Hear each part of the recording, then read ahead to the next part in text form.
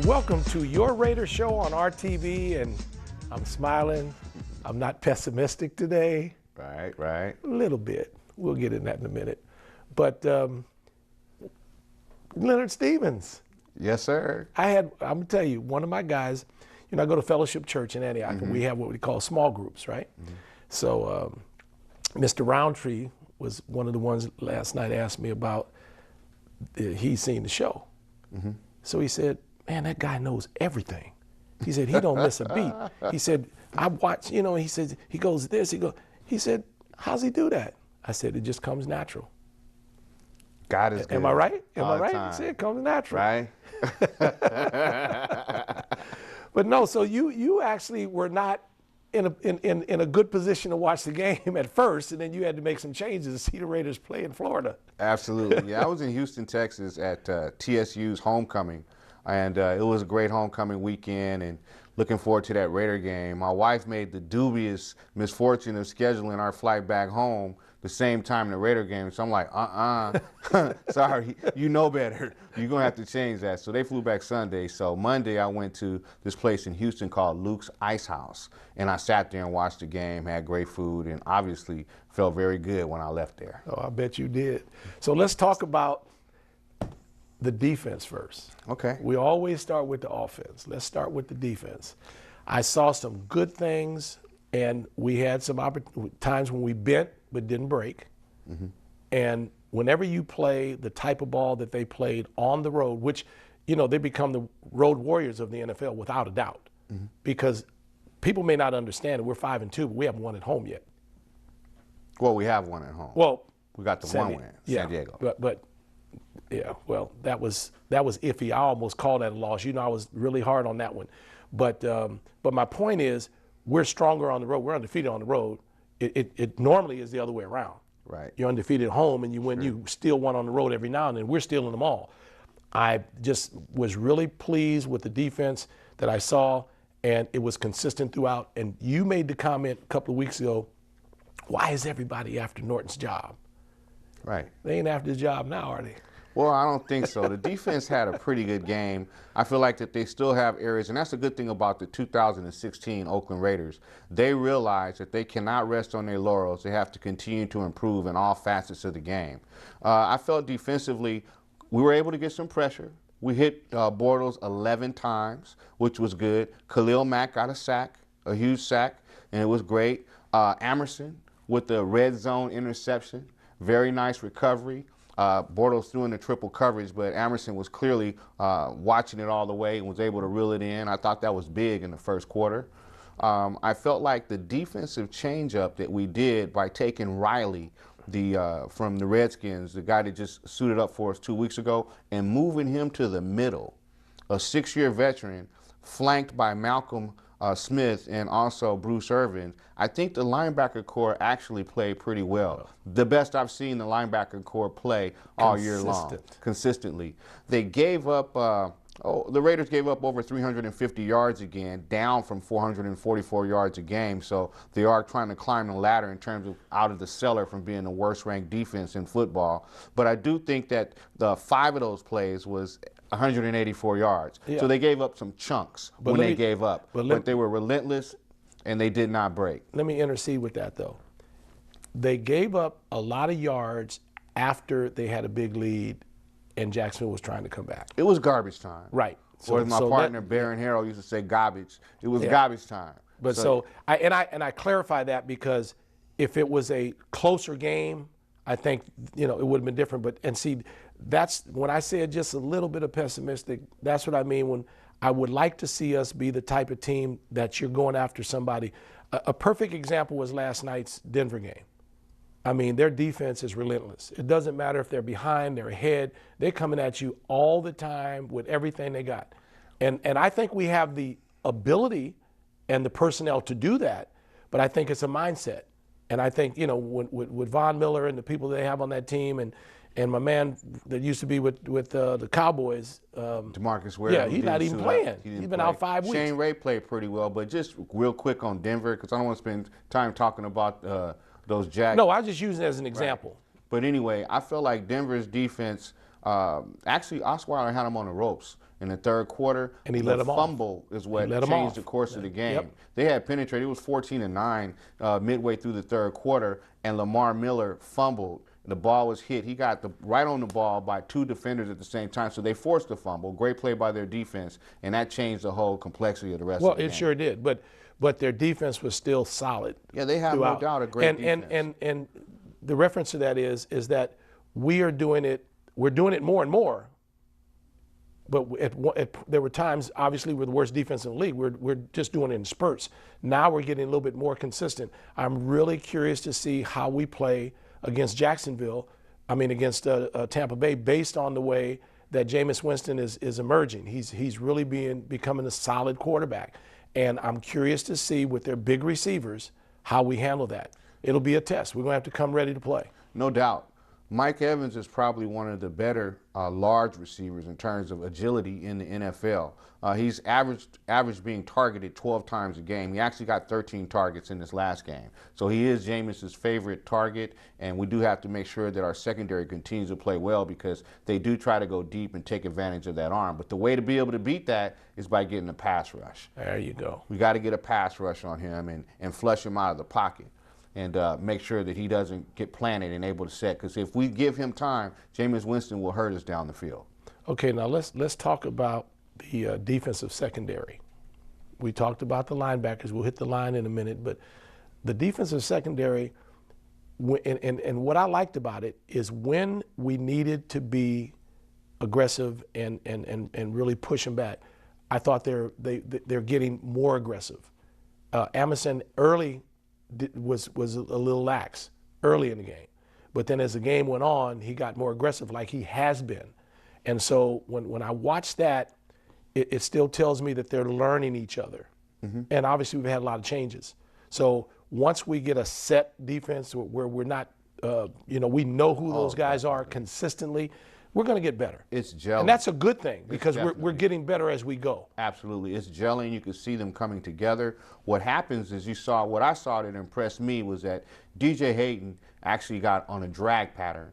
He got beat, right? He fell down, but he got back up and hustled down and made the tackle down the field. Hey. So there were other Raiders there in the area, but he hustled and got back and made up for it. I'm not mad about that. No, I'm glad you said that, because talking about, remember how they always talk about safeties that get burnt, they call them toast. I mean, he wasn't toast. He was a burnt piece of bread. Player of the year, but he is really, DJ Hayden is strong. That's now. right. I'm so impressed. I'm so impressed with what he's doing. I really am. And I was one of those guys that, how could he be a #1 draft pick?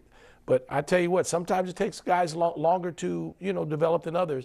But all I can tell you going into this break is that, with our defensive line, which is solid, if our defensive backs continue to get better like that, I can't wait to play Denver. Look, it's 2 more weeks before Alden gets back and Mario Edwards get back. So we'll be right back with more of your Raiders Show on our TV.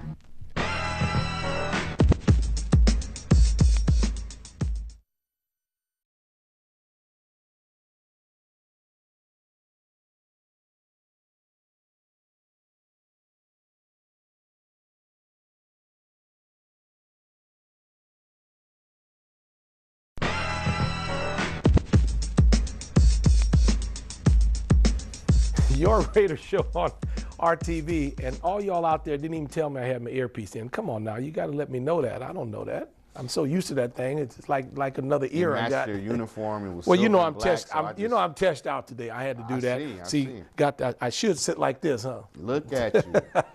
Okay, Mr. CEO of Test Sports. Okay, well, let's do this now. We always talk about the offense first, but I'm gonna pull another move on you. Now we gotta go to special teams. Okay. Because you know my day was made when Mr. King got the punt, bad snap. It wasn't like he had made up his mind he was going to run. He got the bad snap, just the instincts of a true athlete. And this is what a lot of people don't understand about professional sports, but here's a guy that just happens to be a great punter. And he's just not an average punter. He's one of the best punters in the league. But I was so thrilled to see him show the world what an athlete he is. And I'm going to tell you what it's going to do. It's going to make the coaching staff think, look, there are going to be times that we're going to make a fake punt. We're going to have him go through all exercise. He's going to lift the leg, and next thing he know, he gone because he can fly. Right. And I was thrilled that made my day. You know that. That's my guy. I know it did. The thing is, though, is that would be good if we didn't have a leg like Sebastian, because it's almost like not even a no kick zone, if you will, because if we get within the 40, we got confidence to put Sebastian. Oh, yeah. No doubt. I doubt if we try it, if we're really far pinned back, is my point. Because then it would be a long run he would have to make, and it's too much of a risk because we're in our own territory. If Sebastian's leg wasn't so long and we were like at the 50 or 40 and we needed that extra 10 yards to get in range, I could see him taking off a lot more in our offense. Well, but the other thing about the special teams is that the kickoff coverage has been very good this last 2 weeks. I mean, you were able to see that we pounced on the fumble early in the game, and I believe that was on was it on a Marcus King punt? I think it might have been a kickoff. It might have been a kickoff. Kickoff. Yes, and then we pounced on that, and that was great special teams play. The special teams got an A+ for me this last week. Yeah, I felt good about it. He's been pinning everybody inside the 20. His directional punting is phenomenal, and I'll go out and say he is the best punter in football right now. Well, let's talk about Janikowski for a quick minute. My wife and I were watching the game, and they put a still on him. Man, you know how much weight he's lost? I mean, come on. There for years, if you do a side view of Jano, you see the jersey, the stomach, now is straight down. Yeah, it makes his arms look a little bit more yoked. Make everything look bigger because there ain't no out there stomach. on the golf course, I've golfed with him before. Yeah. And that's a big dude, and he can hit the ball a ton, trust me. But I mean, just to show you at his age, he realizes that if I keep myself in shape, I can play. I mean, kicking the ball, he can play forever. 8 to 10 more years left if he wants to. Especially in the shape he's in. Absolutely. And then conversely, I watched the Denver game last night, and I watched Leckler. He's actually picked up a few pounds. Oh, man, he lived. Look, I just came back from Houston. I know why he. But I mean, it's funny how you see things like that, and you don't. Then when you put them in perspective, and you're like, man. Jano, I was like, no wonder he's kicking the ball as well as he is. Jano is the man, but I think it's more than appropriate now we switch gears over to what I'm saying already, because you heard me say it a few weeks ago, the MVP of the league, Derek Carr. This man, I'm talking about phenom, that we knew he had the capability to do what he does, but I mean, he just continues to surprise me. The numbers weren't all that great, 23 for 37 for 200 yards and a touchdown, but he didn't turn the ball over. And on this one play that I want to take you to really quick, the 56-yard bomb to Crabtree. So you see Derek, he's in a gun.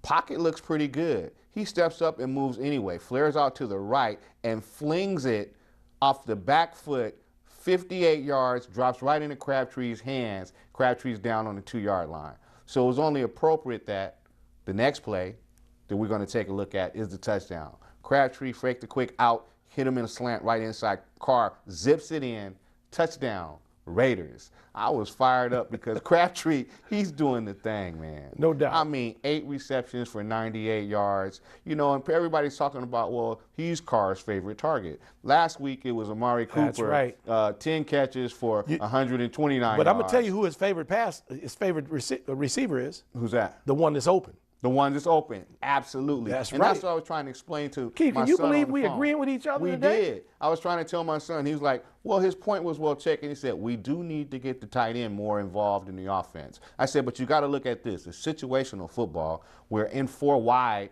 a lot. We lost Lee Smith, so we're not pretty active. And who else is taking snaps away from him? Well, Johnny Holton on the reverse. Yeah. Boy's got world-class speed. Then you got to get Seth his shots, which Seth finished with 4 catches for 42 yards, 12-yard average a catch. So, you know, the Raiders are spreading it around. And my point to my son was they're taking what the defense gives them. That's and why Carr's who's doing open? a great job of protecting the ball. So it don't matter. If you're open, you're going to get the rock. And he's making great decisions. He said that he was looking downfield all the way. He learned that from Aaron Rodgers growing up. So he said he's always looking down the field when he goes out and he's scrambling.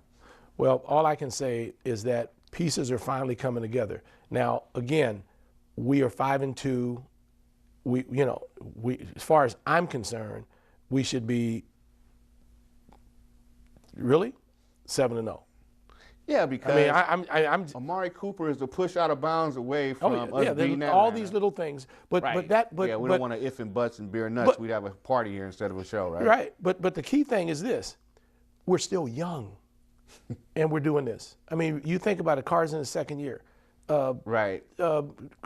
Cooper's in his second year. The I mean, we got a lot of Raiders young players, right and we're now, still maturing as we go. And see, I'm not going to take credit of it because my DNA is what gave it to my son. He told me last night something that was very valid. The Raiders right now remind him of the Warriors when they got Steph Curry, when they got Draymond Green, when they got Clay, before they actually came and became dominant the way they are now. You're right. The nucleus is young. We're bringing in key draft picks just to provide that extra leadership, a la David West, that type of thing. And we're building on that, and they're going to get better and better because these kids have not reached their peak yet, not even athletically. Some of them still don't have all of their grown man strength. So, and those of you that are athletes, you know the difference in playing against a kid and a grown man. Oh, yeah, right? No doubt. And then not only that, the grown man knows how to play a little bit more up here, you think. And so the Raiders have that youth and that mixture, and you know, all things are looking up right now. Sky's the limit if we keep scoring. I think I know we have Denver coming, but the most pivotal game to me right now is Tampa Bay. It really is. Because regardless what happens with Denver, if we get this one, it makes Denver's game even more important. So before we go into the offense, and I know we did a little bit of it in the next segment, and then what's coming up next in Tampa Bay, take us out of here. Okay, we'll be right back with more of your Raiders show here on our TV.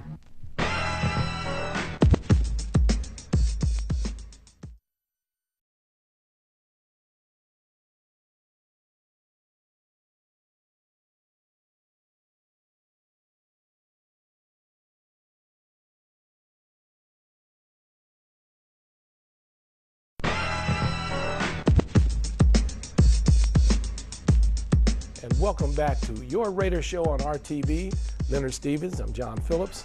And you know, this goes by too fast for me sometime. I mean, we get on a roll, we're having fun, and now we're in the last segment. But we want to go back to the offense a little bit. You had a point you wanted to make.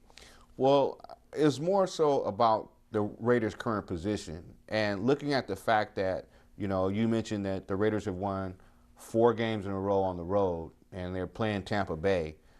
If the Raiders beat Tampa Bay next week, then they only have 3 games left on the road, and they're all within the division: San Diego, Denver, and Kansas City. So if the Raiders get 2 out of those 3, they'll be in great position to have home field advantage. If the playoffs were tomorrow, the Raiders would be right where I want them to be. They would have a bye, and they only have 2 games at home in order to get to the Super Bowl. That's what we're striving to do, to win the division. We win the division, they'll have 2 byes, they'll have the wild card game, and the winner of the wild card got to come see us. One of those winners go probably at this point, if it was tomorrow, to go see New England. That's what we want. Only 2 games after the regular season and we could be in the bowl. So every intra-division game is important. They're almost like a game and a half. So even though we lost to Kansas City, that was huge because it was a division game. Carries a lot more weight. I'd rather lose to Tampa Bay than to lose to Denver the following week. Well, the key thing is the biggest game for us, if you look at where we are now based on what you said, is we have to beat Kansas City and Kansas City. Right. Because we have to even that. Absolutely. But if they beat us, then, you know, and they're playing well right now. You know, they won again this weekend. So they're a half a game behind us. Now a full game after we won. But, you know, they're 4-2. Right. You know, and we're 5-2. So and out of all 3 because they had a bye and we haven't yet. They have the easiest schedule remaining. The Raiders' schedule, their remaining opponents, average of 55% winning percentage. Denver was next at about 54%, but Kansas City's remaining talent, the teams that they're going to face, it was like 47% winning percentage. Yeah. So, and I think part of that is because Cleveland's on their schedule as well. In Cleveland, so I don't know if you could pencil that in, but you know the thing about the Raiders is that what I'm liking is that they're getting better as the season progresses. And I always tell people it really doesn't matter who's winning games in September and October. What matters is who's winning games in late December and January, because that's going to be the difference between you getting in and getting out of the playoffs. Well, I'm laughing because since 2002, I don't care when we win a game. We just need to win some games. Right, It's been a while since we've been 5-2, buddy. Well, that's your remember the times moment right there. That's your remember So the times I'll take moment. any wins. I don't care if we get one in July and they don't even play in July. I just give us a win, I'll take it.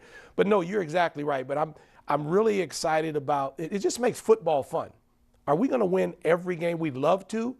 The likelihood is maybe not. But the point is when you play, and I look at the Kansas City game even more so than when we lost to Atlanta. But the Kansas City game was a game that we weren't in sync. I mean, we have the same athletes, the same players. The Atlanta game, I think we just kind of lost it. But there were some things that happened that shouldn't have happened. But when I look at the Kansas City game, that was the worst football game we played all year. This year, agreed. And see, that's the difference. When you're competing and you give yourself a chance to win, you're not going to win them all. You may lose a game here or there. But that game, we didn't compete. Offensively, defensively, nothing. What was it, 10-9 at halftime, and then we didn't score again. Right. So that means we played a whole half with nothing. But the beauty of Derek Carr is that he is so resilient. He bounces back. And that's the thing I like about him. Prefer that he continue to have games where there's no picks, where you don't have to bounce back from. And what the Raiders did, let's keep everything in perspective. They went up against a Jacksonville team. Although Jacksonville was ranked 8th in defense at the time we played them, They were. Jacksonville really is not a good team, and they're at the bottom of the division in the AFC South. So the Raiders were expected to win. The great thing is that they beat them by double digits, and they were expected to beat them by double digits. Although some of the prognosticators had the Raiders actually as the underdog. I couldn't believe that. So I'm glad that they punched them in the mouth at their house. And they did that only because they had won 2 games in a row. They were 2-3 coming in. But again, like you said, it's who you play and how you play, and it's deceptive. Sometimes a record doesn't indicate how good you are because it depends on who you played. Their defense, Carr was. Oh no, the defense solid. Defense solid. Defense, because Ramsey, as quiet as kept, he kind of put the clamps on Cooper. Because Cooper wasn't hardly mentioned. He did end up getting 5 catches, but it wasn't the Amari that we saw. And that's why Carr was going the other way. But if you think about it, and that's what we talked about, you throw to the open man. If you hone in on one guy and he's not open and you try to force it in, that creates turnovers, interceptions, throws you and then your offense is off the field, your defense is on the field. That was another reason that we didn't even talk about that why our defense was sharper than it has been, is because they weren't on the field the whole doggone game. Point well taken. So when you keep that offense rolling, you scoring points, they don't have to get out there and defend nobody because they're watching you score points. Right. And conversely, Jacksonville's defense was on the field longer than they normally are. Right. Because we and were that's balling. Because we kept trying to run the ball too. That's right. And Latavius Thank Murray, God he was back. Man, he makes a difference just in the complexion of the Raiders' offense, the running game itself, because you got somebody that's coming like a locomotive, he's big guy, a beast. Bruiser, He's right? a beast. And you need that, right? And then you mix in with our scat backs, and that's what makes us, very potent and have a good mixture of the run and the pass for our offense. Well, as we said before, and I know Keith's giving that we're getting to that point, but I just hope, and we talked about it off the air, that the coaching staff, Coach Del Rio, keeps those guys in business mode because they're in Florida where you can have a whole lot of fun. And the good thing, and people may not understand this, the guys took their wives, their families, best thing in the world because it keeps them grounded. So it's not like, I've seen in pro sports, period, football, basketball, when they have them extended trips, the guys go by themselves. Thank God he let the families go because that's going to keep them grounded. We need to get this game in Tampa Bay, and it puts a different perspective on our season. It really does. Point well taken. I feel as if that the Raiders, my prediction is that it's going to be a tough game. I think the Raiders' best bet is to get out on them early, like they've done in the past, like they did in this previous game, and continue to pound. They were able to run the ball against the 49ers. The 49ers, they gave them up 290 yards, I believe, on the ground in Tampa Bay. So we got to make sure that we contain the run, and we have to make sure that we play tough on the edges, and our defense is going to have to play strong again on the road. If they keep that mentality and keep working, and I saw gap control.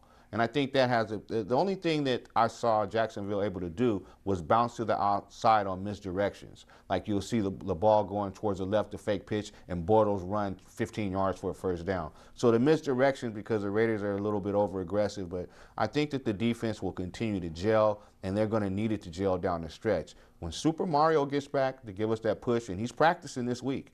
He didn't go to the first game in Jacksonville, but he has been flown down for Tampa Bay. So he'll be practicing on the side. Hopefully we'll get him back for Denver. When we get that push up the gut, that's going to make it a lot easier for Irvin and Mack to meet and push that pocket up and put more pressure and let that quarterback get it away. And I'm praying that Alden comes back as well. Oh, yeah. And he only has to sit out 9 games. We already had 7. Yeah. So well, see, we but get him back down the stretch, we're going to be potent. I hear you. I agree with you, but I like the aggression. Be aggressive.